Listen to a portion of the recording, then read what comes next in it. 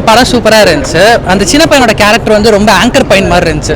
அவர் வர எல்லா சீனுமே சூப்பராக இருந்துச்சு. இப்போ ரீசெண்டாக சசிகுமாரோட எல்லா படமே சூப்பராக இருக்கு. லைக் அவரோட கேரக்டர் செலெக்ஷன் சூப்பராக இருந்துச்சு. எனக்கு அயோத்தி, நந்தன் எல்லாமே தேட்டரில் தான் பார்த்தேன். ரொம்ப சூப்பராக இருந்துச்சு. இது வந்து அந்த மாதிரி இல்லாமல் இன்னும் எக்ஸ்ட்ரா கமர்ஷியல், இது லேடிஸும் பார்க்குற மாதிரி நிறையா சாங்ஸு, காமெடி, ரெஃபரன்ஸு எல்லாருக்குமே தனித்தனியாக ஒரு சிம்ரன் மேம்க்கு ஒரு சாங்கு, அந்த சின்ன பையனுக்கு ஒரு சாங்கு சூப்பராக இருந்துச்சு. நல்ல ஒரு எமோஷ்னலாக எல்லாமே கொண்டு போயிருந்தாங்க. கான்செப்ட் வந்து அந்த ஸ்ரீலங்காலேருந்து எல்லாரும் இங்கே தப்பிச்சு வந்துடுறாங்க.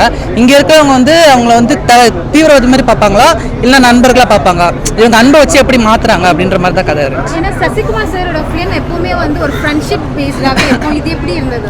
இது வந்து ஃபுல் அண்ட் ஃபுல் ஒரு ஃபேமிலி அண்ட் வந்து சுற்றி இருக்கிற ரிலேட்டிவ்ஸ்க்கான ஒரு இது மாதிரி இருந்துச்சு. அதான் சொன்னேன், நிறைய ரெஃபரன்ஸ் இருந்துச்சு. டிவிக்கோட ஒரு ஃபிளாக் சாங் இருந்துச்சு. அது எல்லாருமே கை தட்டினாங்க. சூப்பராக இருந்துச்சு. அந்த பையன் வர சீன் எல்லாமே சூப்பராக இருந்துச்சு. என்ன சிம்ரன் வந்து யதார்த்தமாக ஒரு ஒய்ஃப்னா எப்படி இருப்பாங்க, ஹவுஸ் ஒய்ஃப் எப்படி இருப்பாங்க, வீட்டில் எப்படி இருப்பாங்களோ அதே மாதிரி இருந்துச்சு. சூப்பராக இருந்துச்சு. எவ்வளோ ரேட்டிங் கொடுப்பீங்க? நான் வந்து ஒரு 5க்கு 4 கொடுப்பேன். சுத்தமாக லேகே கிடையாது. ரொம்ப சின்ன படம் மாதிரி தான் இருந்துச்சு. டைம் போந்தே தெரியல. டக்குன்னு இன்டர்வல் இருந்துச்சு, டக்குன்னு முடிஞ்சிருச்சு. படத்துல தளபதி ரெஃபரன்ஸ் இருக்குன்னு சொன்னாங்க. ஒரே ஒரு ஃபிளாக் சாங் மட்டும் இருந்துச்சு.